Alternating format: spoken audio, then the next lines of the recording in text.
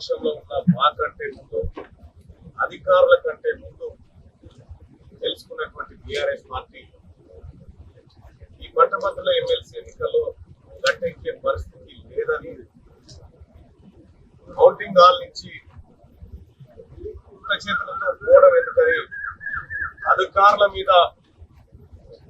మందు పోసిపోయే కార్యక్రమం చేస్తున్నారు.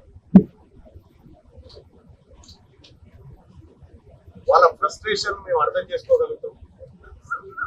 వాళ్ళ బాధను అర్థం చేసుకోగలుగుతాం. ఎందుకంటే కేటీ రామారావు గారు వందల కోట్ల రూపాయలు పెట్టి పట్టభద్రుల ఎమ్మెల్సీ ఎన్నికల్లో అక్రమంగా గెలుపొందాలని చేసినటువంటి ప్రయత్నం గతంలో మాదిరిగా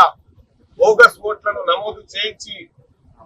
తద్వారానైనా లబ్ధి పొందాలనేటువంటి ఒక కుతంత్రం, అధికార పార్టీ అభ్యర్థిగా ఉన్నటువంటి నా పైన అనేక బురదలు తల్లి గెలవాలనుకున్నటువంటి అన్ని ప్రయత్నాలు వెడిసి కొట్టి ఇవాళ పట్టభద్రుల ఎమ్మెల్సీ ఎన్నికల్లో పట్టు కోల్పోయి ఇవాళ తెలంగాణ రాష్ట్రంలో ఒక సామెత ఉంటుంది, తెలంగాణ భాషలో ఆట ఆడదాం రాయ అంటే పాత గజ్జలు ఉన్నాయి నేనే ఆడతానట.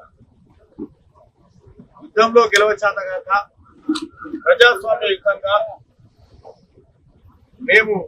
ఈ ఎన్నికలను